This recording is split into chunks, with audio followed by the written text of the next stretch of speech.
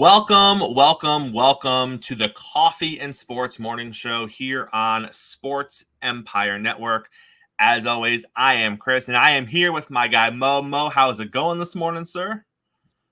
Can't get better. Coffee and sports on a Wednesday. Let's go.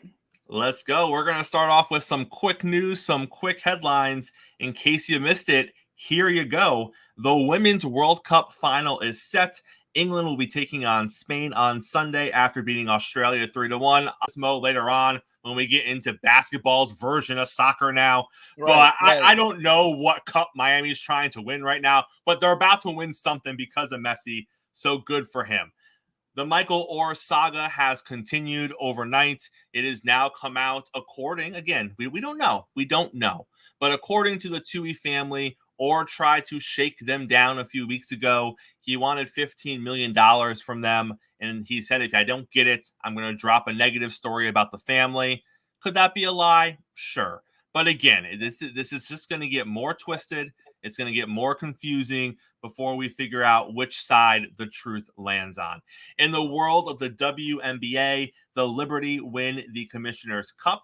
They do so by beating the title favorite, Las Vegas Aces, and it does seem like the Liberty are a thorn in the side of the Aces. They match up well with them. They really do. So we'll see what happens there.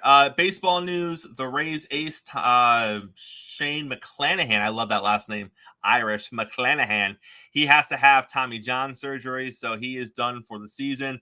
And to the surprise of nobody, the Indianapolis Colts have named rookie quarterback Anthony Richardson as their starter for the 2023 season. Coach, did you think that wasn't going to happen?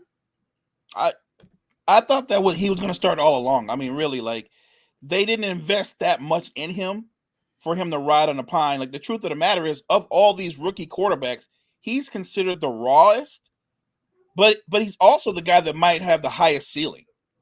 So I think the only way he's going to improve or develop is through being on the field. I think it's a great idea that he starts.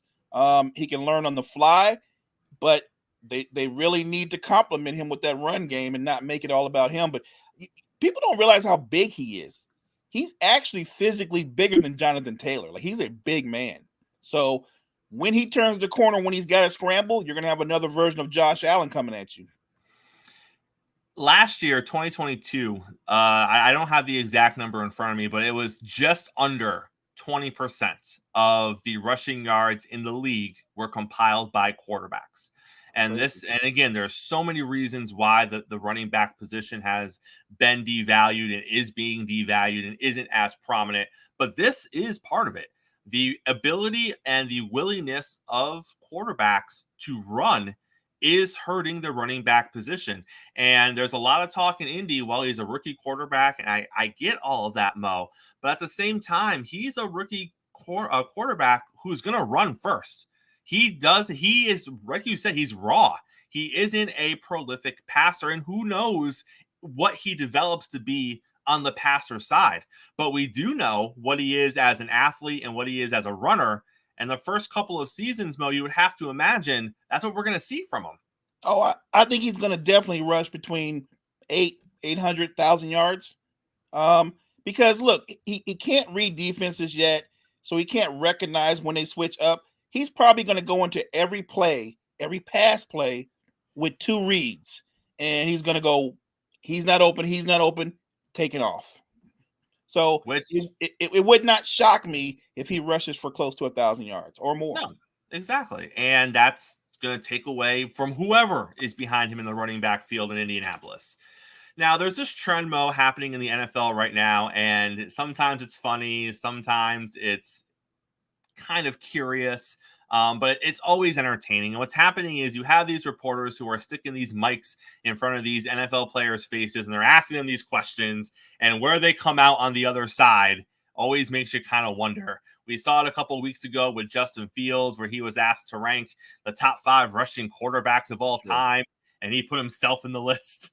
Well, earlier this week, marrChase, star wide receiver of the Cincinnati Bengals, he was asked to give his Mount Rushmore of NFL wide receivers, and thankfully, he didn't put himself on that list. So I appreciate him for that. But it was interesting the names that he did put on the list.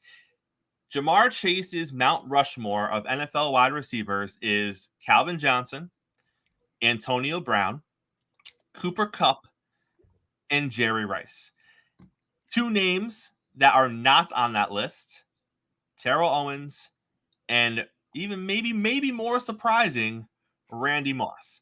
So he leaves off T.O., he leaves off Randy Moss, and he's going to ride with Calvin Johnson, Antonio Brown, Cooper Kupp, Jerry Rice. I look at this and I am probably I'm probably more of an Antonio Brown supporter than most.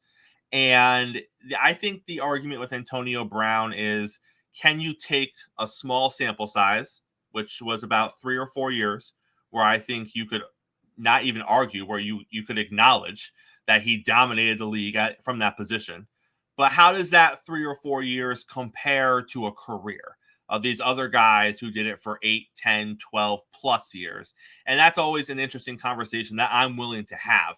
But I do believe that for 3 or 4 years, Antonio Brown was the most dominant wide receiver in the league, hands down, and he has the numbers to show that. Is he Mount Rushmore? I don't know. Is Cooper Kupp, who is still playing in the league right now, is he? I don't know, Mo. What do you think? You know, to be fair, everyone he named, they're all talented. For sure. And Cooper Kupp is currently playing. What I would say about him suggesting that I don't understand his list. So you can make you can understand Jerry Rice because he can say, well, I didn't really see him play, which he obviously didn't, as young as he is, but he recognizes what he had accomplished, the numbers, the history. So I understand that. But if you're going to go that route, wouldn't you have the same respect for Randy Moss, Terrell Owens, who you might have gotten to see at the tail end of their careers, but I don't understand why they wouldn't be on your list. And then Cooper Kupp, who I'm a big fan of, by the way, but he's got a small resume. He's a late bloomer. He's only had 2 1,000-yard seasons. Now, his one season might be one of the greatest.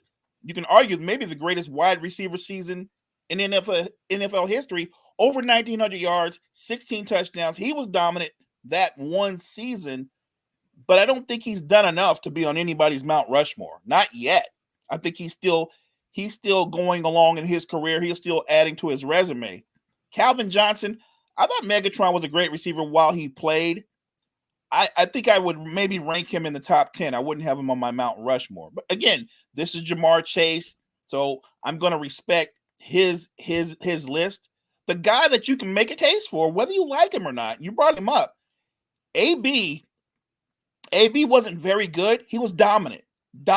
And AB is unique because he can do things that some of the other greats can't do. AB can play on the outside. He can play in the slot. His route tree is everything times 2. Like, he can do everything. He can beat you underneath. He can catch a screen pass and go the distance. He can go over the top. He has great hands. AB probably has some of the best feet ever in football.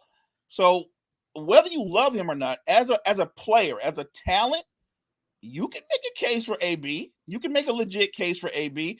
It's not like he only had like 2 or 3,000-yard seasons. AB was on pace to pass Jerry Rice up until he got a little nutty on the outside.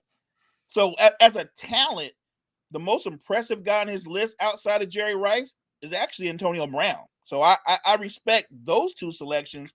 The other 3, not so much.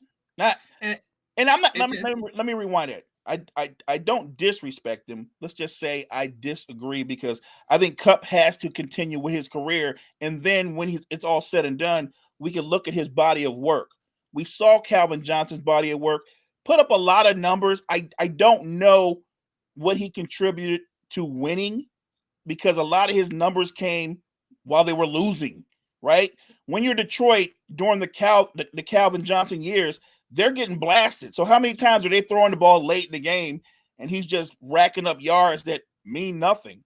So I don't know if he's an all-time great. I think he's a Hall of Famer, but I don't think he's an all-time great.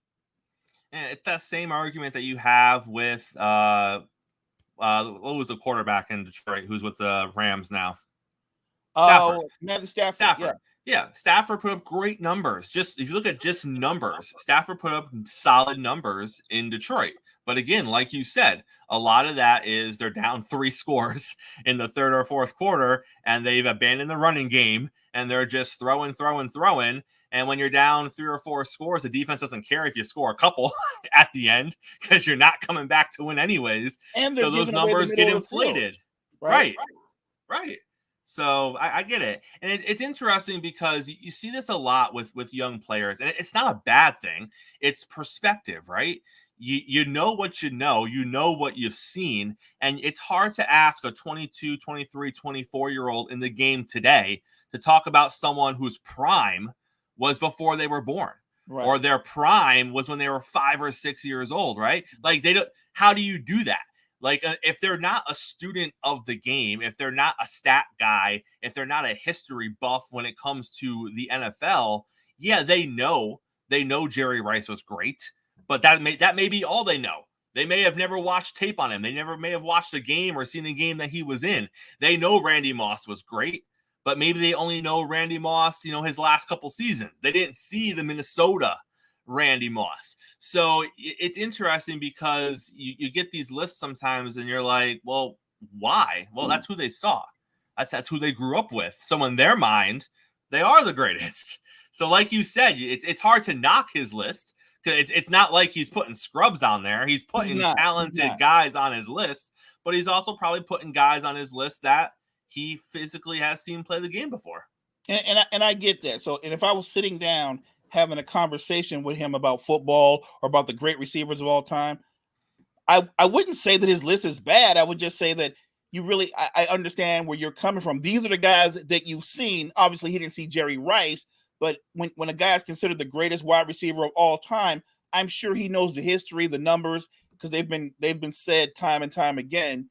So I would just disagree with his list, but I respect the fact that he has, like you said, there's nobody on the list that isn't a gifted player. He didn't put scrubs out there. So I just disagree, but I respect his list. And look, as he gets older, as he progresses in his career, I think he'll become more of a historian of the game over time, because there are tons of wide receivers that we could throw out there that were great wide receivers that go unmentioned. We don't talk about Chris Carter. Nobody mentions Chris Carter. He might have had the greatest hands ever. I'm not a Cowboy fan, but I acknowledge how gifted Michael Irvin's was in between the hashes, how physical a player he was, and how money he was in the red zone. I respect that. I acknowledge those kind of guys. I can go way back, if you want to talk about guys from back in the day, like a Lynn Swann or someone like of that ilk. Didn't see him play, but I know of the history. I've seen the acrobatic catches. Every time we're around Super Bowl time, how many times have you not seen those old Steelers plays where Bradshaw throws a bomb and Lynn Swann is in the air? I mean, you've seen it over and over again. So I always want to pay respect to guys from the past, but I have nothing against today's present players and their selections. This is, like you said, Chris, this is what he's seeing. Some of these guys are his peers. And I kind of feel like that about the NBA as well. We debate this and that, but if you're 2021, your GOAT it's going to probably be LeBron. It might be Kobe, but I understand that you saw those guys play. You grew up revering those guys. So I totally get why people see things that way. And in all fairness to Chase, he was asked, oh, no T.O., no Randy Moss. And he said those guys were great, absolutely amazing players. He goes, but I can only put 4 on the list. He goes, if you ask me my top 10, they would definitely be in my top 10. He goes, I'd love to get Ocho in here as well, throwing some love to Ocho Cinco. But he said, I only got 4 spots on Mount Rushmore, and I can only put 4 on there, so you got to leave some names out. So he acknowledged some of the great ones that he missed, and that's great. We like perspective. Now, moving on, let's talk about perspective when it comes to NFL head coaches. There's, give or take at any point in the year, Mo, there's a quarter of the league that's probably on some version of a hot seat. It could be lukewarm. It could be sizzling to where you got to put a little cushion on it so you don't burn your tush. But it's always warm for about a quarter of the league. So what I want to do right now is I want to run through a list of coaches coming into the season, and let's just talk about what they need to do to keep their jobs for next season. And we're going to start in Big D. We're going to start with Mike McCarthy and the Dallas Cowboys. So we talk so much about Dak Prescott and what Dak is and what Dak isn't, and when Dak was great and when Dak was good and when Dak is subpar. But at the end of the day, Dak isn't the only one with pressure in Dallas. Mike McCarthy was brought in with the expectation that he was going to get the Cowboys over that hump. And over that hump means Super Bowls, returning to the Super Bowl, contending for a championship, not just winning divisions. I personally don't think a division title is enough for the Dallas Cowboys. I don't even think they're going to win the division title. First of all, I think that belongs to the Eagles. But let's say Dallas won the division. I don't think that's enough to take the pressure off of McCarthy or Dak. I think that if McCarthy is being viewed on the hot seat by Jerry Jones in Dallas, the only thing that starts to change his mind is winning a playoff game, at least one. If you ask me what would guarantee Mike McCarthy back next year, making the NFC Championship game. I don't think he needs to win it, but like with the Buffalo Bills, for example, you have to see progress, right? And you've seen Buffalo make an AFC Championship game, and now you need to see that next step. Dallas hasn't even done that yet. So if you're talking progress in Dallas, you would have to say that that next step, logically, Cowboy fan is like Super Bowl, but let's be logical because we know we're not crazy over here. The logical next step is get to the NFC Championship game. Then we can go from there. I agree with you. I actually think that has to be his mission. I think anything less than the NFC Championship game, and they're going to be moving on from him. I don't even think a playoff game or a playoff win is going to be enough. I think that he's been there long enough, and it's not like they've been lacking talent over the course of his tenure there. So big picture, when you look at everything they've done, they're loaded on both sides of the football.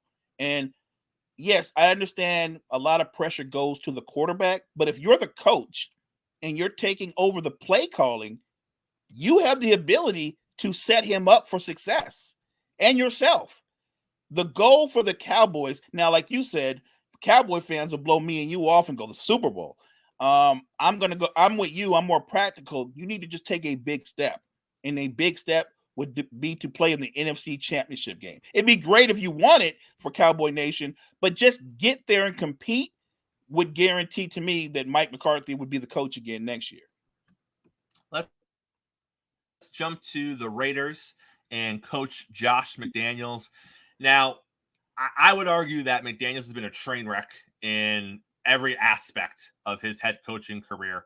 I don't think he's done a lot right.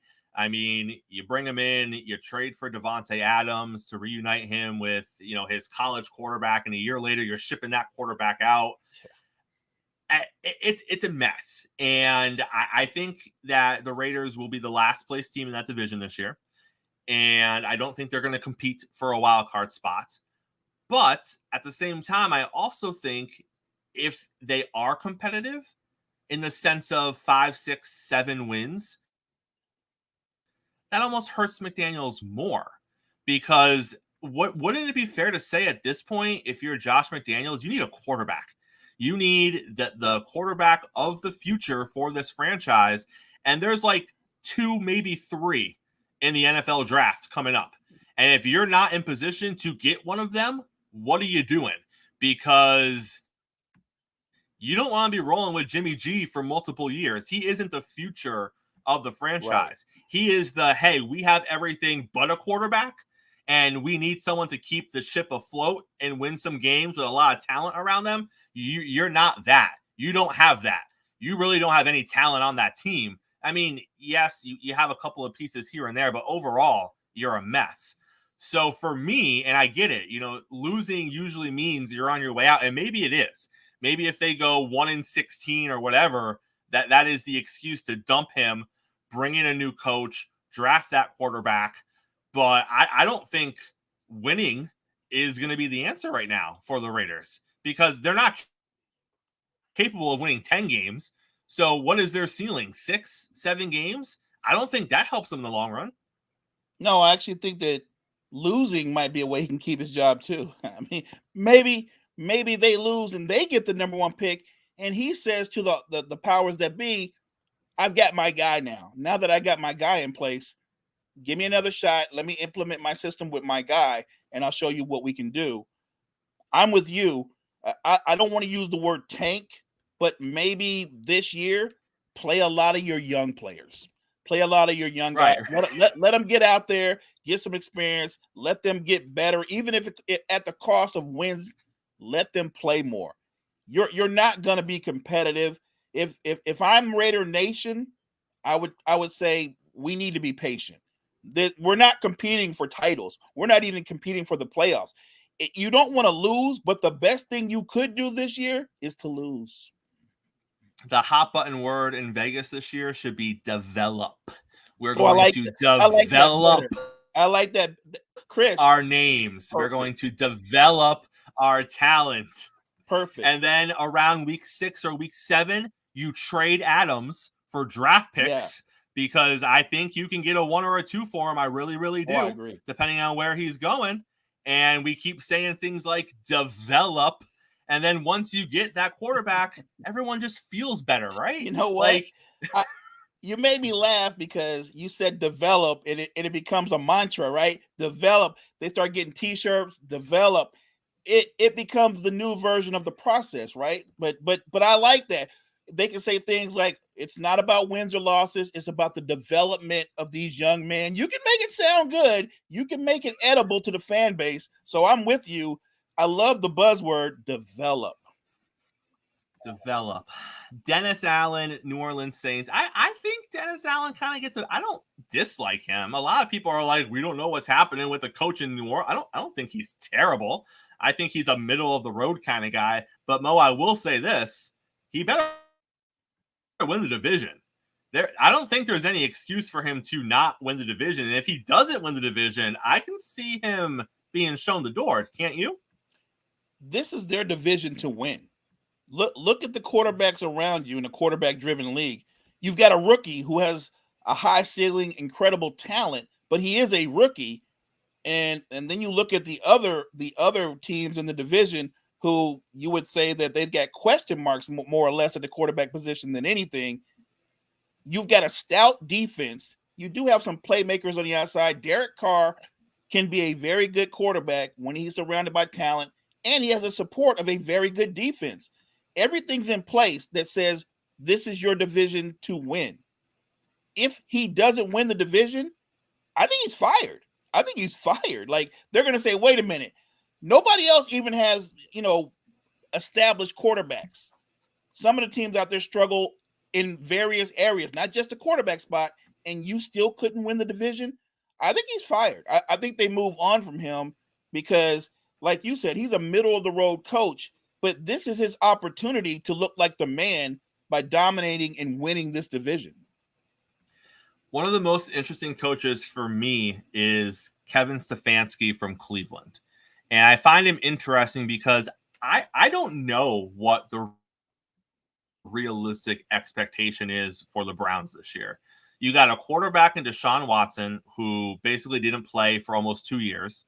You have years and decades worth of instability in the Cleveland organization. You have a division where maybe you have the third best quarterback in your division. You could have the potential to have the second best, I suppose, if we see some Houston Deshaun from like his 33-7 season. Sure. But I would say you probably have the third with, depending on how Pickett develops this year, you could have the fourth. I don't know. But you're also playing in a division where you're not the best team in your division. You're probably not the second best team in your division, but you could compete for that. So I don't know realistically what the expectation is for Stefanski. I feel like Brown fan is going to want the playoffs. I feel like they think they should at least be a wild card team, which I understand that side of it. But then I look at the realistic side of it, and I look at how stacked the AFC is, and I look at all the quarterback competition in the AFC, and I shake out with this. If Stefanski has a season where there isn't turmoil, where the Browns look like they know what they're doing, They don't look a mess on the offensive side of the ball. Deshaun Watson bounces back and plays better than he did last year, and they only win 8 or 9 games and miss the playoffs. I think I'm okay with that. I think I'm okay with that for one more season. Agreed. Because I don't think he has, and he being Deshaun Watson, I don't think he has enough on offense right now to potentially make a run in the playoffs. He has pieces for sure. He does. He has a wide receiver. He has a running back. There are some nice pieces on the defense, but I don't think he has enough to where you're looking at them and being like, they should be a playoff team. I think they're still in that they should be competing for a playoff spot conversation. Agreed. If they miss the playoffs, what would you do with Stefanski? Keep him or let him go? I would bring him back. I think you hit on a number of points, but the biggest one that we can both agree on is when you look at their team top to bottom, yeah, they have playmakers on offense, but they don't have a ton of them. And they have talent on defense, but they don't have balanced talent. Like they've got a star on the front four. They've got talent at the linebacker position, one guy. The secondary is still developing. So I don't think they have as much talent as others think. If I'm the head coach, and remember, you pointed out, Deshaun Watson is coming back, and now what we're expecting is maybe not 33-7, but 25-10. Like you're looking for some version or some sign of the guy you saw with the Texans.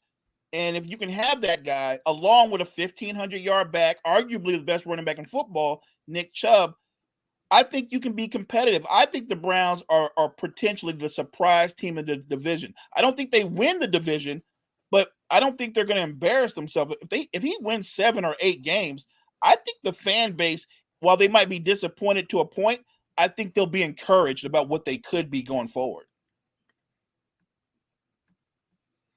It's crazy. We're sitting here talking about realistic, level-headed Cleveland Brown fans, and we don't say those things a lot around here, Mo. So I that's a nice. I feel nice about that. I feel nice that we're saying Cleveland fan can be now Cowboy fan. If you could just come on down and sit next to Cleveland fan, I think you all have some talking to do because you need to get on that same level. I don't think they can ever come down.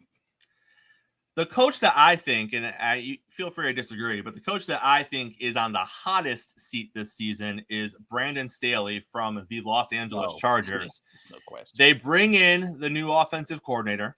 So they think they've got the offensive side because he's a defensive guy. So let's just call an ace an ace. He hasn't figured out his defense, in my opinion, but he is a defensive guy. So they bring in the offensive coordinator who I think is actually going to do wonders for that offense. And that offense wasn't a bad offense. I'm not saying that they were a mess. Justin Herbert, I think, has broken almost every record a quarterback can break his first 3 years in the league. He owns a lot of them now. So he's doing just fine from as far as stats and numbers and, making himself look amazing. But it doesn't always translate into wins. So I think by bringing in the offensive coordinator, he's going to clean things up.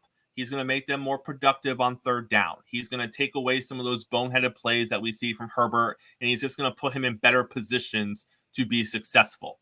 With that in mind, I don't see Staley keeping his job unless they win at least one playoff game. Right? At least one.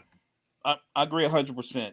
The thing about Staley is, like you mentioned it, he's known for being a defensive guy, and they have talent on the defense, but they haven't been very good. They haven't been very good, and he doesn't seem like he has full command as a coach. It's not a good thing when league execs, they never put their name down when they say these things, say that he's the worst coach and he's probably going to get fired. I mean, they don't attach their name to that, but when they say that, if you've been watching the Chargers, you don't disagree with what they said. He's got to get to the playoffs. They have to win at least a playoff game for him to have a shot at keeping his job. Anything less than a playoff victory, I think that guy's fired, immediately fired. He's had enough time with all the talent that he's had. They should have been better than what they have been. Like you said, you've got the quarterback sewed up, top flight running back, one of the best receiving corps in football, solid offensive line, talent on defense. What's the problem? start looking at the head coach. So I really think that anything less than a victory in the playoffs, he's going to be packing his bags. You know, Mo, it's wild. It's one thing for us and other talking heads to say things about coaches and say the coaches should be fired or the coach might be fired. It's another thing if you're Brandon Staley and you wake up one morning and you get the text where it's like a league executive is saying I'm the worst head coach in the league and I'm probably getting fired. Like that's a tough look when you got to go to work that morning knowing that your entire team saw that story, your entire coaching staff saw that story. That's rough, right? Come on now. And everybody in the league saw that story. Like that is rough. Like, look, I don't think he's done a good job, but to do what that exec did, that was wrong. And if you're gonna do it, at least take the approach of the Denver coach and put your name on it, right? Attach your name. Be Sean Payton. Put your name on it, and at least let's have that back and forth, so Staley can at least be like, "Well, let's talk about what you've done." Well, I mean, and who's to say? They say it's an exec. Maybe it's a coach. Maybe it's Mike McCarthy. You know, just to take some heat off himself. Like, look at Staley. Or it's Hackett. It's Nathaniel. Right. Hackett. Right. Yeah, that's even better. That's even better. Now, we may not want to go here, but we're going to go here, and we're going to take a deep dive. And Mo, this is because of you. You did this. So anyone who's watching or listening, if you did this, if the next 6 or 7 minutes of your life are sad or depressing, this is Mo's fault, because we're about to take a look at the last 10 years of the Philadelphia 76ers. Oh, that's painful. And we're gonna take a trip down memory lane, all right? And some of this is the process, some of this is not the process, but a lot of this is the process. So let's just take a quick trip down memory lane. We're gonna start in 2013. That's when they traded a young Drew for the 6th pick. Then in 2014, they drafted some players that did not play. Embiid was injured, and Dario played in Europe until 2016. That was a great pick, wouldn't you say, Mo? Yeah. 2015, they draft their 3rd straight center. What are you doing? 2 wasn't enough. So 2015 rolls around, Okafor is available, and 76ers are like, that is what we need. Sign me up. 3 straight centers. 2016, they hired the advisor's son, Brian Colangelo, to run the team because, again, that makes sense, right? Like, let's keep it in-house. Let's keep it a family affair. That nepotism? Always works. What's wrong with a little nepotism? It always works with high friends. Like, that's what you get when you do these things. When you hire your friends and your drinking buddies, these are the situations that we find ourselves in. 2017, Fultz loses the ability to shoot. Here, you know, the funny thing is, if you saw the tape on him when he was in college, he didn't really shoot well. I mean, clearly he shot better than he did once he got to the league, but he wasn't really a natural shooter. What he was really good at was penetrating and getting to the basket. And even with that said, that's just I don't want to destroy the young man. He's, to his credit, he's worked himself back into being a very good NBA player. But these kind of decisions turn your franchises up or down. Had you just picked a different player, the better player who you should have picked, we wouldn't be having these conversations, but this is the Sixers. 2018, Colangelo trashed Embiid on Twitter, taking a page out of Kevin Durant's book and going with the burner accounts. 2019, they trade away Jimmy Butler after they just missed the Eastern Conference Finals because why not? As we do. We got close. Let's trade away a star. That makes sense. 2020, they fired Brown. They hired Doc before hiring Daryl Morey. 2021 was the Ben Simmons saga. 2022, they were investigated for tampering. And then 2023 is where we are currently with James Harden. Mo, clearly the Philadelphia 76ers are a dumpster fire and have been for the past decade. And I'm not going to sit here and there were more things besides this that we could talk about for the 76ers. You could go a lot deeper. These were the highlights. These were the highlights of the burning building. Is there another sports franchise, whether it be basketball or somewhere else, that could compete with the 76ers for this level of incompetence over the past decade? So it would be easy, and I mentioned this, you could go Charlotte, because you could just make the case that Charlotte has been consistently bad forever. And they're consistently bad forever because a guy who many think is one of the greatest, if not the greatest player alive, is a horrible manager. He's terrible. When it comes to guys who can recognize talent, he's not one of them. He's not one of them. The best thing he did for Charlotte, he sold them. He's finally. Not one of them. He finally sold them. That's probably their best gift they've had in a decade. Mike sold them. So good for them. But when you look at the Sixers and what they've drafted, and remember, they've been in the playoffs now over a lot of this time, but they've come up short, and a lot of it has to do with just the decisions that you made or shouldn't have made. Easily Jason Tatum could be a Sixer, right? I mean, just the thought process and how they went about these picks. The idea that you draft Embiid, I get that, the talent, and you knew he was going to miss time because he's injury prone. He was out.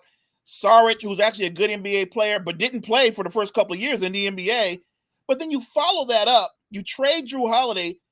And it'd be one thing if you use that pick and brought in a talented wing to replace Drew Holiday. You go out and get another center.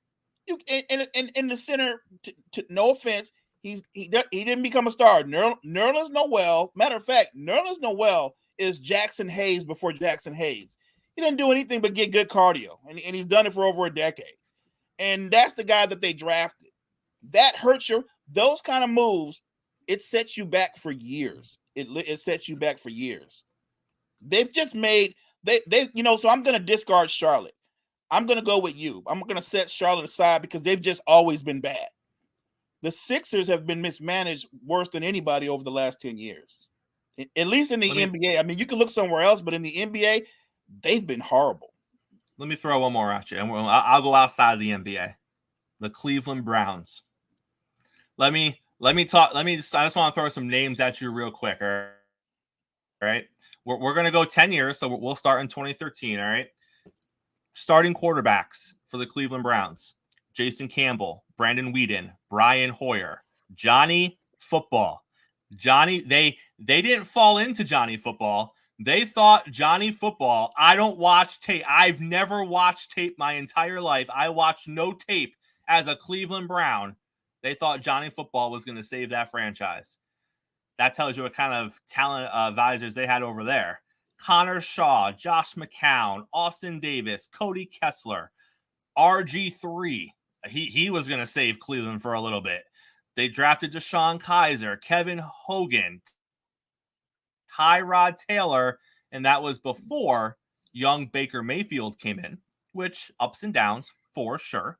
But I would say this: Baker brought a little bit of stability to the organization. He was at least the face of the organization. He had those commercials were funny, Mo. I loved it.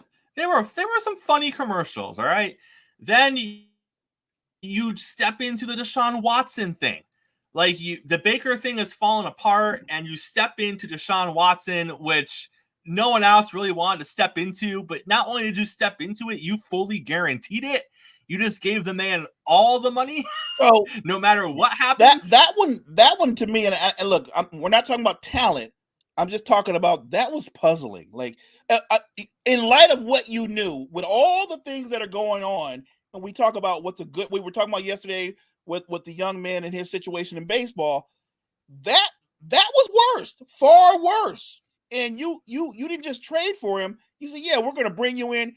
And we're going to guarantee you all this money with all this going on in the backdrop.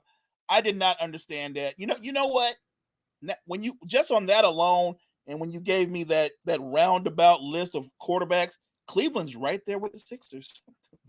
They're right. And it's not just quarterbacks. Let's talk about draft picks. Number 3 draft pick, Trent Richardson. How's he doing? 2013 number 6 draft pick, Barkovich Mingo. How is he doing? Oh, God. 2014, number 8 draft pick in the first round, Justin Gilbert. They actually had 2 draft picks that year. They took in the first round. They took Johnny Manziel, number 22 overall in the first round that year. 2015, they got Danny Shelton in the first round. I'll give them credit for that. But they had a second first round pick and took Cameron Irving, a center. Don't know what he's doing right now. Maybe 2016, number 15 overall, Corey Coleman. Now, I don't know what they did as an organization in 2017 and 2018 because they started to hit on their draft picks. Myles Garrett, David Njoku, Jabril Peppers was 2017. Yeah. They got Baker in 18, Denzel Ward in 18. So 2018, they started to figure some things out. 2019, they didn't have a first-round pick. 2020, Jedrick Wilson Jr., tackle, okay. 2021, their first round pick was a defensive back, Greg Newsome the second. He's all right. They went in the back of the first round that year, so I understand that one. And then they haven't had first round picks the last couple of years because they just trade away all their picks because apparently they don't need early draft picks because they're the Cleveland Browns. So it's wild. I mean, it's a wild time. That's a fair comparison to what Philly has done. When I look at what Cleveland has done, look, I almost forgot about the Trenton Richardson thing. The funny thing is, when that happened before he got drafted, we were having arguments. Me and a group of people were having arguments, and I was like, he's not that good. Trent Richardson is a solid player, but he's not that good. He was a product of Alabama having a dominant offensive line. Like, they were making holes that you and I could run through. It wasn't because he was special. He was one of those guys that I would call a combine baby because when he got to the combines, he ran a good time, had a great vertical. He was a freakish athlete, but he was just an average running back.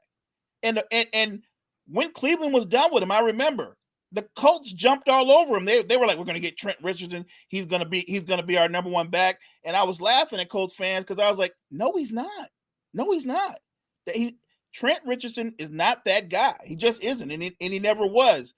Look, Cleveland has made some bad mistakes, but like you said, towards the end, when you get Myles Garrett, like you said, Baker, for better or worse, I thought Baker did bring stability. He might have been up and down as a player, but he jumped into and embraced being the face of that franchise, and that's not easy to do. A lot of guys run away from that. He totally embraced it.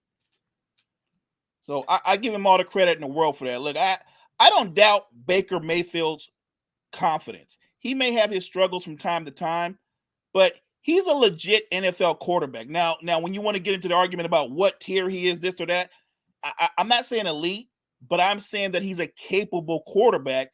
He's just low-hanging fruit for people who want to attack him. And Mo, Cleveland was so bad that when Trent Richardson left Cleveland, they thought Cleveland was the problem. Indy thought that Cleveland was the reason Richardson wasn't. Right. You have to be bad to think that someone who coming out of the draft, a lot of people were like, he's not the guy. Right. And then he goes to Cleveland and he's not the guy. And the Colts are like, no. Cleveland's the issue. Right. They're holding him back. They don't know how to use Trent Richardson. Wait till we get him. And then when he got to Indy, they realized like, oh, okay. Yeah. So, Mo, earlier in the show, I said we were going to talk about the NBA's version of soccer, and that's what we're going to do now. What are we calling this? The in-season tournaments, the NBA Cup. I'm still trying to wrap my head around what this looks like because I see a million ways it can go wrong, but also I'm also intrigued because if the NBA pulls this off, it's going to be pretty cool if they pull it off. But I just see a lot of different ways it can go wrong. But at the end of the day, I really do feel anything that makes the regular season more important and that makes the stars play in the regular season, I'm all for that. I don't know if this is going to do that. But hey, let's see what happens. Let's give it a try. The commissioner has already said these things take time to build. It's not going to be a one-year thing. Sure. So I like that he's already kind of laid the groundwork of we're doing this for a minute. You need to relax in case it doesn't quite pan out the way he wants to this season. But let's take a quick look at the groups and let's just kind of forecast who we think is going to come out of each group. So in the East, you have Group A. It's the aforementioned Philadelphia 76ers. the Cleveland Cavaliers, the Atlanta Hawks, the Indiana Pacers, and the Detroit Pistons. Mo, who's coming out of Group A in the East? That's a tough call. Normally, I would have just said the Sixers because they had been the better team of that group, but they seem to be in disarray. And I think the tournament is going to really highlight younger players, right? Like, I don't know how many veteran players are going to be like, yeah, play me 38, 40 minutes. My guess is veteran players are going to be like, nah, I'll do about 15 or 20. So if you're thinking youth and they're going to, and the youth are going to play the bulk of it, then I'm looking at the Cavaliers or the Pacers because of what the Pacers did. And both of those teams are young teams. We're talking about teams that their cores are 25, 24 and under. So I'm gonna throw it. I'm gonna go wild and say I'm gonna go with the Pacers to come out of that group.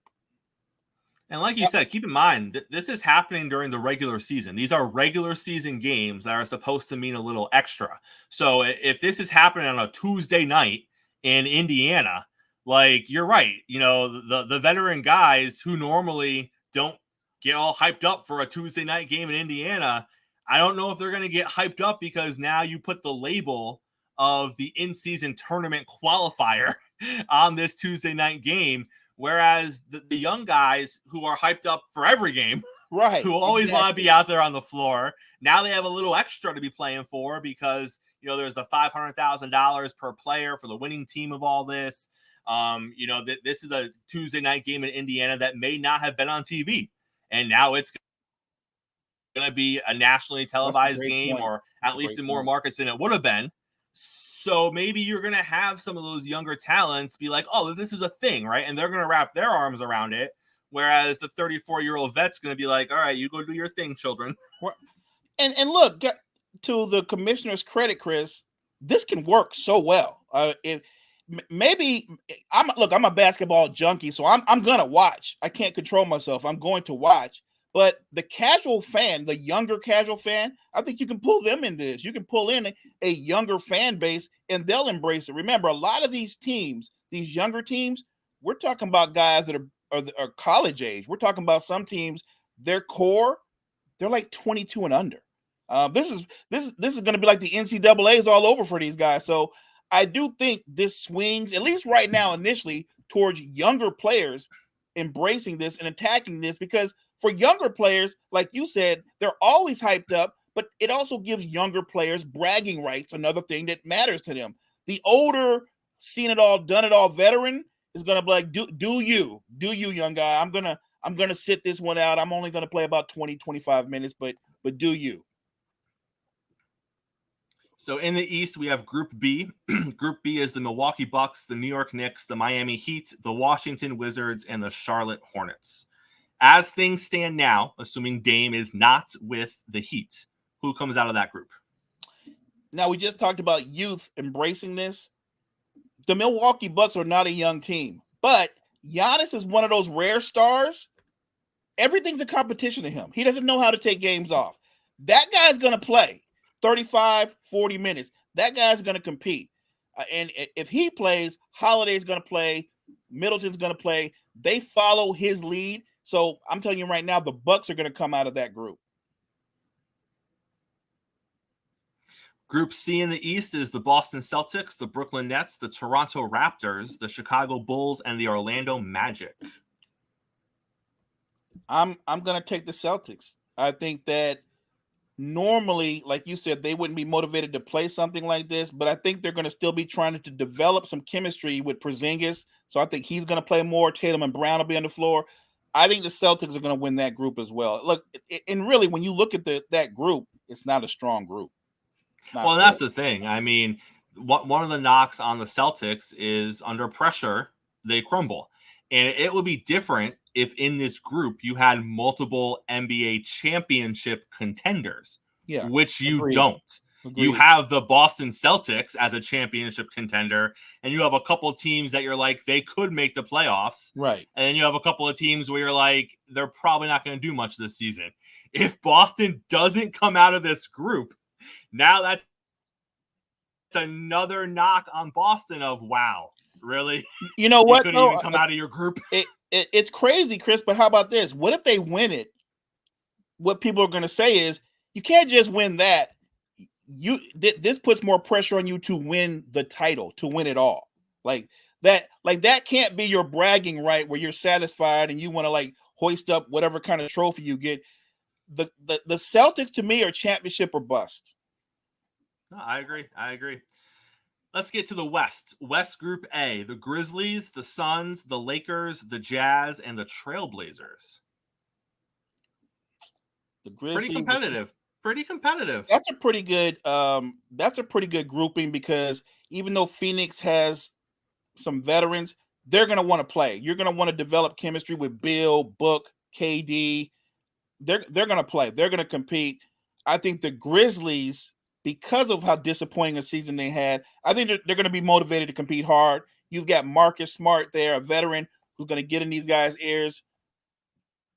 I don't want to be a homer because I'm obviously a Laker fan. I'm going to say that the Grizzlies come out of that group. I'm not going to say the Lakers because I don't think LeBron's going to play a lot. I think he'll play, but he's not going to play a lot, and he shouldn't. And I don't think AD is going to play a lot. With Anthony Davis, what you don't want to do is waste him on unnecessary games. So I don't think either of them will play a lot. And so the Lakers might still put a competitive team on the floor, but I'm going to go with the Grizzlies to come out that group. Yeah, I can see the Lakers being like, oh, the Trailblazers, we're going to rest tonight, even though this is an in-season tournament game. We're going to rest our guys. If we win or we lose, it is what it is. And kind of have that mentality because you're right. You know, you have to balance what's happening here. And for the Lakers who are older and have an injury history, their goal is an NBA title. Yeah. So they're not going to potentially take away from the playoffs and a playoff run and making it back to the finals to win this. And I don't think the commissioner wants that either. I don't think he's looking for this to be on the same level as winning the finals. I think he just wants his stars to play in the regular season. He does, and I get it. And he's going to get some of them to play, but I think it'll be predominantly the younger ones. Yeah, look, LeBron has done all you can do for the league. If he sits out or plays less, I don't think the commissioner's going to have a problem with him because I think that in the big picture, if you're talking about ratings, he would probably like to see the Lakers in the finals, right? You would like to see that. Right. So you want the Lakers healthy. And I'm looking at the Blazers and I'm wondering if Dame is still there, is he going to play at all? I mean, never mind the tournament, is he going to play at all? So I think out of that group, it'll be the Grizzlies. They're still a younger team. Their core is younger. People forget Marcus Smart seemed like he's been around forever. He's only 28. Someone's going to need to sit down the Joker and explain what all this means, because if it's something extra in his mind, he may not want to be a part of it. If he realizes it's just his normal routine, I think he's going to be all in. But in the West, Group B, you have the Nuggets, the Clippers, the Pelicans, the Mavericks, and the Rockets. The Nuggets should just roll out of this group. Oh, I agree. Right? I think they should. But, you know, when you taste that championship and you get your core together, the goal becomes to gear up for the next championship, right? Like their goal is to repeat. So I'm kind of in the middle on this because I don't know how motivated the Nuggets as a team will be to embrace this tournament. It doesn't do anything for them in the big picture. It really it doesn't. I don't think it does anything for a veteran team like the Clippers. The Clippers are completely a veteran team, top to bottom. Is there a benefit for Paul George and Kawhi Leonard, who have injury histories, to play in this tournament? They're not going to play. They're not playing. I don't even think Russ plays in this tournament. Like the Clippers that are going to be on the floor, you won't recognize any of them. So I think the Nuggets should roll through this if they compete. But if they rest their players, anybody can come out of this group. The last thing the Clippers want is a young team who thinks they have a chance to win this in-season tournament thing, doing crazy things with their stars on the floor that they normally wouldn't do in a Thursday night game. Right. and then risk injury because that it's not that intense. And that's how some of these veterans are going to approach it. They're going to approach it as, I get it's important for you. It's not that important for me. And when you get athletes on the floor and you have a group that is really driven and really motivated, and the game means more to them, we see that in sports all the time. You put some bulletin board material up, there's some historical context attached to the game, and you see great moments in sports in one game, right? On any given day, one team can beat another team. Right. And the last thing that you want is your star being taken out because this game meant so much more to the other team than it did to your guys. You don't want Kawhi Leonard to suffer an injury because a 19-year-old dove to the floor to get a loose ball and Kawhi was near him. And I'm not saying Kawhi is not hustling, but like you said, the older veterans, they're competitive, but veterans like Kawhi Leonard, LeBron James, Chris Paul, we can go down the list. Their goal is to get into the playoffs and try to win a championship. This tournament, it on its face, I think it's more for the benefit of younger fans or fans in general.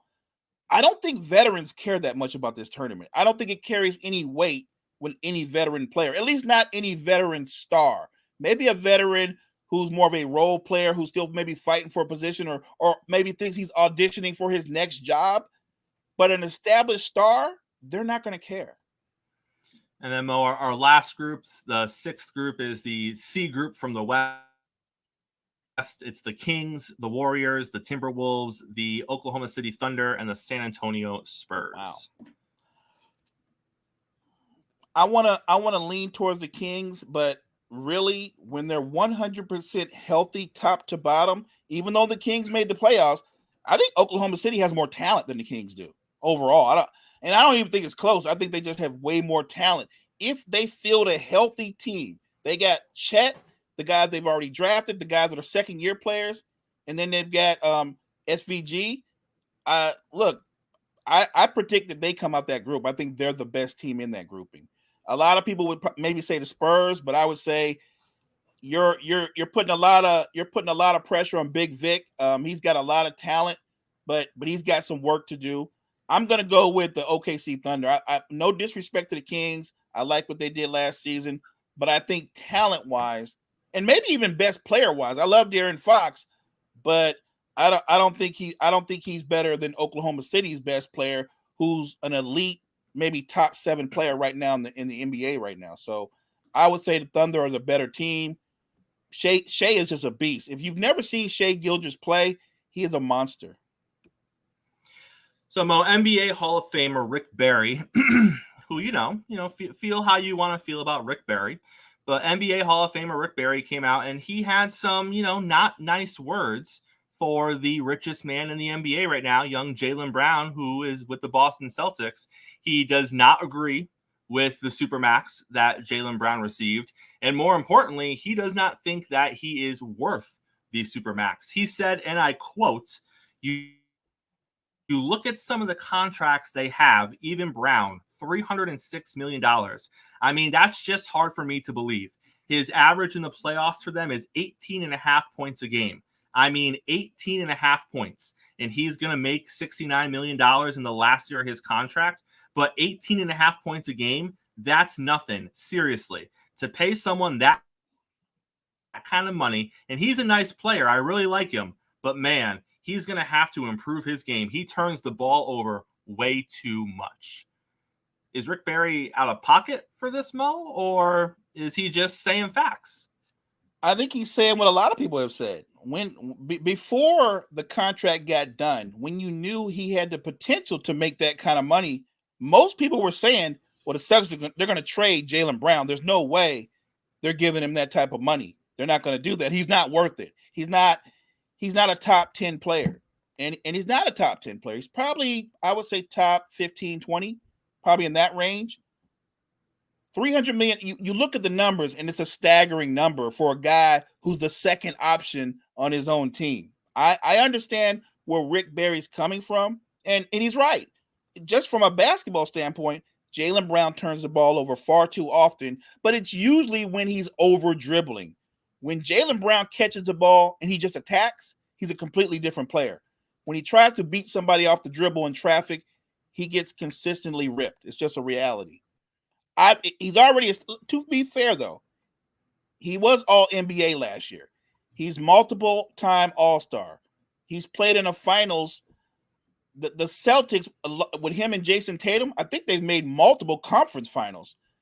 So there's a level of success. And I think when you're the Celtics, you had to make a choice. We could not pay him, and then he would have went into his lame duck year, and he could just out and out leave us, and we get nothing in return, right? Like, he could literally just bounce in free agency. And I don't know if Rick Barry cares one way or not, but it's good business to keep him, make another run at it. If it doesn't work out, you can trade him. His contract's not untradeable. Not in this NBA. It's not untradeable, especially for a guy who's a 26-year-old two-way wing that gives you 24 points a game, 4 rebounds, 4 assists. So I understand where Rick Barry's coming from. And look, we're talking about one of the all-time greats. That's a Hall of Fame player. What I heard of Rick Barry, what I read about him, he wasn't an easy guy to get along with either. He wasn't great. So I'm not gonna hate on what Rick Barry said, because he hit on some really honest points. But I would just tell him that in this climate, in this NBA, with the way the league is set up, Jaylen Brown getting that contract, it's not that staggering. I get it. You hear $300 million and you go, this guy must be the first or second best player in the NBA. And he's really more like the 15th or 20th best player in the NBA. So I understand why Rick Barry said that. And those numbers, you're right. $300 million for a guy whose playoff averages are 18 points a game, that doesn't blow you away. But I would just tell Rick Barry, like, this is a different NBA that you played in, man. I mean, the NBA you played in, look, if they had that kind of money when Rick Barry was a player, Rick Barry would have been a $300 million player. It just wasn't there when he was a player. So I understand the frustration and how it could blow your mind that somebody like Jaylen Brown, who's a sidekick, a number 2 option on his team, could make that kind of money. Because you would never think of that. If you said the LA Lakers, you wouldn't have never thought James Worthy would make $300 million. You wouldn't say that. You wouldn't think they'd be offered that type of money. I would just tell him this is a different era. There's a lot of money out there now. The collective bargaining agreement, whether the players love it or not, it has made them all types of money, and it makes these super maxes possible. The Celtics had a choice. They didn't have to give him the money, but if you don't give them the money, I guarantee you he out and out walks. So they kind of made the right move from a business standpoint. At least this way, whether it works or not between he and Tatum, they control his destiny. And Mo, it's one of those things where we live in a world in sports now where the best athlete or the greatest in their particular sport doesn't have to be the highest paid. Patrick Mahomes is the 6th or 7th highest paid quarterback by choice, but he is easily the best quarterback in the league. And as each future great quarterback's contract comes up, Patrick's going to keep falling. So once Burrow gets his deal, Patrick's going to drop another notch. And it's very secular in that way. Brown is the highest paid player right now until Tatum gets his money. Which is next year. Tatum gets his money, Brown's going to fall down. Exactly. Brown's going to fall down a notch. So, yeah, right now, and it happens a little bit slower in the NBA. I think in the NFL, we see those contracts pop a little quicker. True. And someone's the highest paid corner for 2 weeks, and then the next deal happens, and now they're not. So it doesn't happen as fast in the NBA, but it's the same process. And to your point, what does the current NBA look like? You need 2 stars. So, yes, I would agree he is number 2, and he is firmly in that number 2 spot, but you need a number 2. Right. No one's winning a championship with just a 1. It's not happening. Not in today's NBA. You need 2. So if you need 2, you got to pay 2, and whoever is 2 isn't going to be paid a lot less than 1 because they're probably similar talent-wise. So this is kind of where we are. And to your point, the world champion Nuggets, we know Joker's their best player. But if there's no Jamal Murray, they're not the NBA champions. Jamal Murray makes life easier for the Joker and vice versa. So if a couple of years we see Jamal Murray get paid $300 million, don't be shocked. Don't be staggered. It is where there is. Like you said, you're not winning a title with 1 superstar and a bunch of really good role players. You could have done that back in the day. Not in this NBA. If you don't have at least 2 stars, you're not competing for a title. So we'll wrap up the show today with this. We'll head back to the NFL. to no one's surprise, and I literally mean to no one's surprise, Dalvin Cook comes out yesterday and says things like, "It was always the Jets. I knew from when I wasn't coming back at Minnesota, I wanted to go play with Aaron Rodgers in New York," which, at the time, who knew if that was even going to happen? Right. But he knew. He knew from the moment he realized he wasn't going to be a Viking anymore at the end of last season that he wanted to be a New York Jet, and he wanted to go for a Super Bowl run with Aaron Rodgers. Dalvin, we're not dumb, all right? The Jets gave you the most money. That's what it came down to. Because after you got released from Minnesota, what's the first thing you did? You posted a picture of yourself in Miami Stadium, celebrating in Miami. And then you started posting pictures of your time at your alma mater in Miami. And then you started hanging out with Miami Dolphin players. Don't sit here and say that it was the Jets the entire time. It's the Jets who offered you closest to what you wanted. It was rumored that you wanted somewhere in the $10 or $11 million range, which is what you were making in Minnesota. Right. And although the Dolphins never gave you a firm offer, it was reported they were coming in somewhere around 5 or 6, which was not going to be what you wanted. The Patriots, you saw what they signed Zeke for. It was in that 6 range. They weren't going to give you what you wanted. The Jets were the ones that were going to come the closest to that $10 or $11 million figure, which is fine. There's nothing wrong with that. I think the NFL world knew once Aaron Rodgers wrote the Jets a check for $35 million and said, "Here, you better take care of me." They knew the Jets were going to go out and buy some pieces, and you were one of those pieces, and that's okay. But don't come out here the day after and start talking about how it was manifest destiny and you were going to be a Jet. Stop it. Just stop it. But Mo, the bigger question here, and this was kind of hidden because now Jet fan is like, see, he loved us the entire time.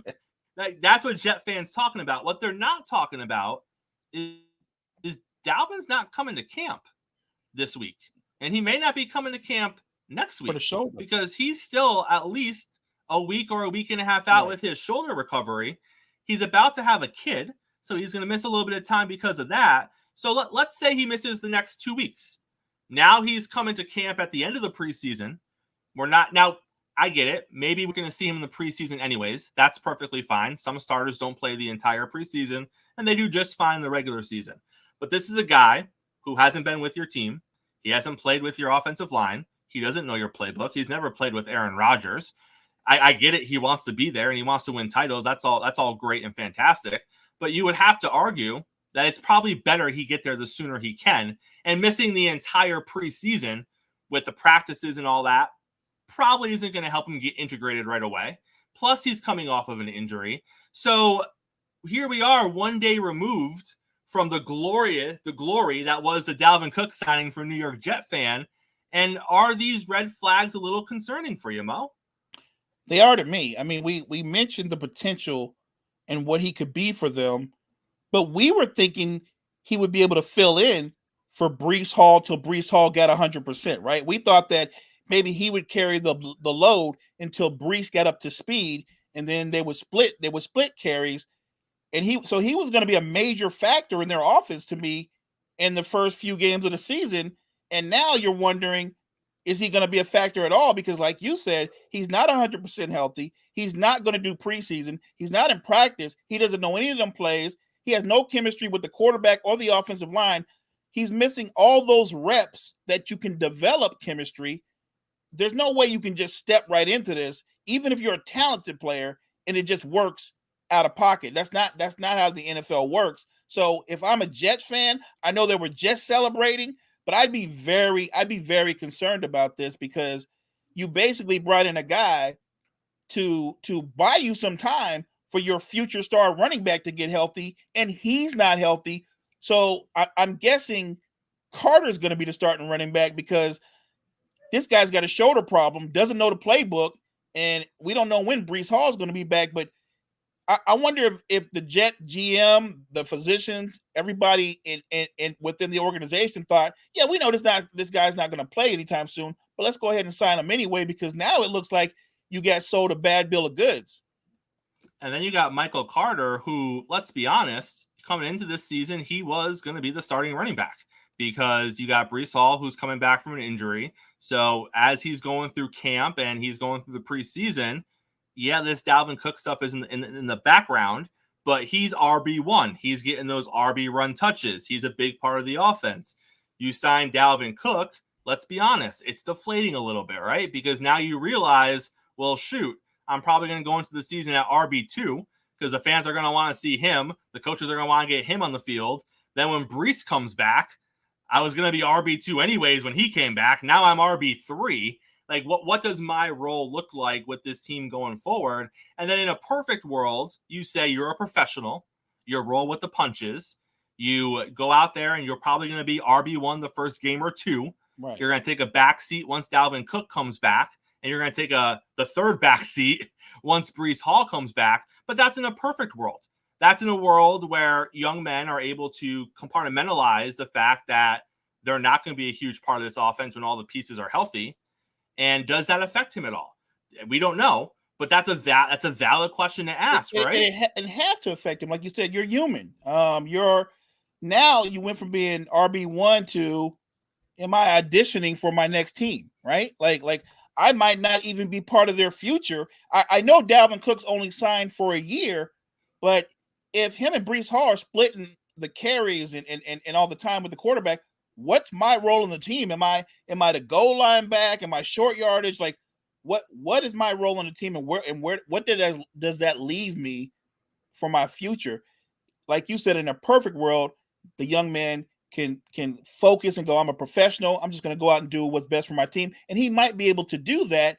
But you have to think that once they signed Dalvin Cook, that had to be deflating. That had to make him feel like, I'm already here. You're good. We're good. What is this guy here for? We don't need him. We got me. So, the Jets looked like they were doing everything right in the offseason. And then something like this can cause a lot of discontent.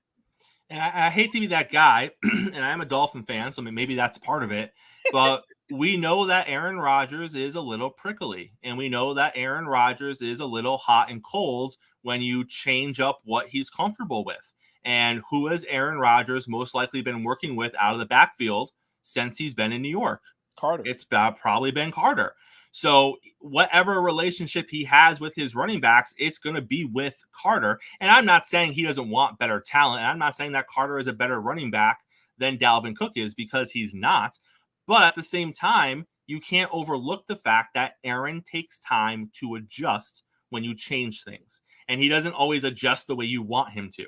So while I'm sure Aaron loves the fact that he has more quality and a potential bigger threat for big plays behind him, how long is it going to take Aaron to adjust? A game or two? Hopefully that's it. Hopefully it's just a quarter or two. But you don't know.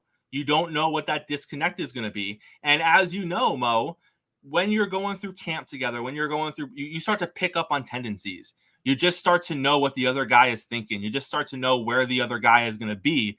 And it's going to take a little bit of time for Aaron and Dalvin to be there. So if it takes, 4 or 5 games for them to know each other the way him and Carter know each other right now, what does that look like on the field? Because like we've talked about before, you're not playing Houston and Cleveland. Cleveland's not that bad. You're not playing Houston and Tampa Bay and Carolina coming out of the gate. You don't have cakewalks to open up your season. Your first 6 games are tough.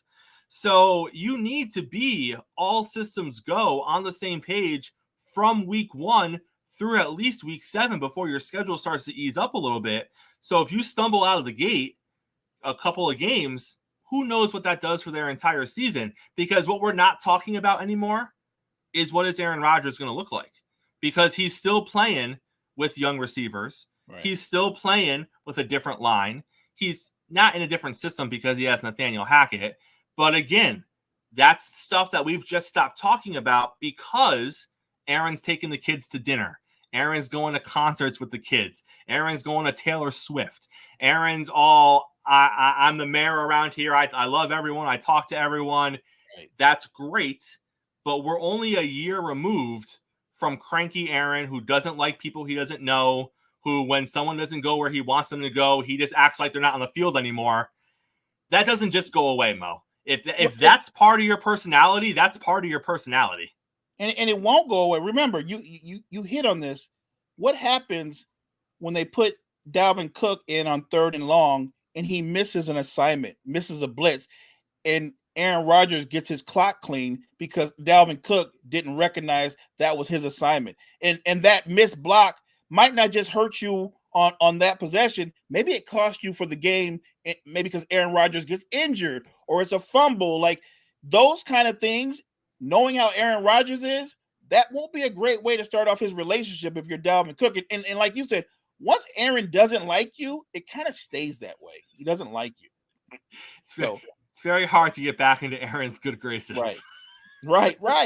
So I do think, look, if you're a Dolphins fan, you kind of love this a little bit because these little things that mount up after Aaron was walking around like he was the mayor of New York, it does matter. He likes to have things a certain way. The guys he's put time in, like you said, those 2-a-days, those reps going through training camp, he kind of knows, well, Carter is good at picking up blitz pickup.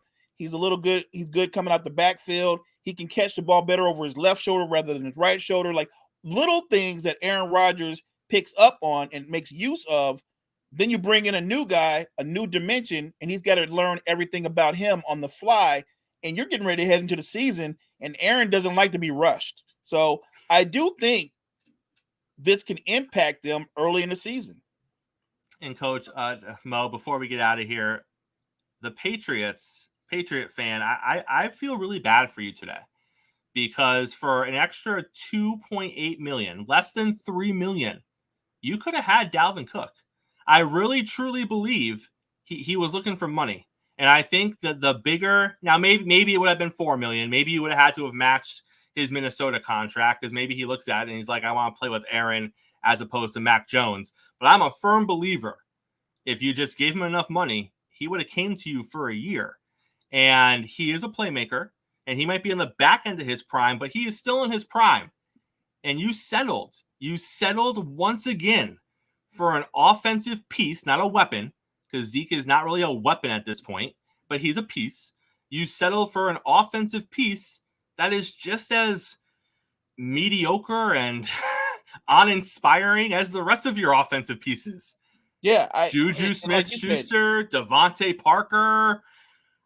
Who's making plays on that offense? And they're looking at Juju like he's a number one. He's a 2 or a 3, but he's not a number one. I mean, Parker was a 1 in Miami for a while. He couldn't stay healthy. He couldn't catch the ball. He couldn't separate from defenders. Right. I mean, Juju can't handle when DB step up and they're physical with him at the line of scrimmage. He's done. He can't handle any kind. If they can get into him and they play man or bump and run, he's done. I mean, the one thing I will say for Patriots fans is that Mike Gesicki is a quality tight end. He was underutilized in Miami. He is a playmaker, and he does have playmaker ability. He doesn't block. He don't block for the quarterback. So if you need protection from Mac Jones, you're not getting it from Mike. But Big Mike will make some plays for you. But let's be honest, Mo, the only reason they got Gesicki is because they paid him nothing. That man took a garbage contract to go play in New England. If he wanted $4 or $5 million, they probably wouldn't have him either. You know, when New England goes shopping, they look for a lot of bargain deals. They don't like to spend, do they? Not really. At least not on the offensive side of the ball. Not on the offensive side of the ball. Right. Mo, pleasure as always, sir. Before we get out of here, make sure if you watched this morning and you haven't followed us and you haven't smashed the like button and you're not following our TikTok and you're not part of our YouTube, what are you doing? What are you doing with your life? We tell you every morning. I'm going to tell you every morning from now until forever that you need to do these things because you need to enjoy myself and Mo even when we're not on live in front of you. I want you, before you go to bed tonight, click the YouTube, watch some of our past shows, fall asleep to listening to Mo talk about the 76ers, all right? let that simmer. Let that simmer in your mind as you're drifting off, all right? Yeah, don't marinate on me talking about the Sixers. I don't want Sixers fans coming for me. Like, I was just pointing out the obvious. Actually, Chris was pointing out the obvious. That is true. I was pointing out the obvious. Like I said, pleasure as always, sir. Final 10 seconds belong to you. Go ahead. Like Chris said, smash that like button and check out some of the other shows. Cheap Seats. Check out Line in the Sand. We got a lot of great shows on here. Check us out tomorrow morning. Smash that button for Coffee Sports in the morning. Make sure you follow Empire Sports Network. Make sure you follow the Empire. Appreciate you. And JG will be here tomorrow morning. JG's going to come, and he's going to break down the train wreck that is the New York Yankees. I'm going to bring my tissues because last night the Yankees had more errors than they had hits. Wow. And I'm not ready to talk about it yet. I don't know if I'm going to be ready to talk about it tomorrow, but that's what JG we're doing tomorrow. Talk about it. JG. Well, yeah, they're playing his team. Right. That's why I know to talk about it. All right, Mo. Once again, great working with you. I will see you tomorrow morning, sir. See you tomorrow.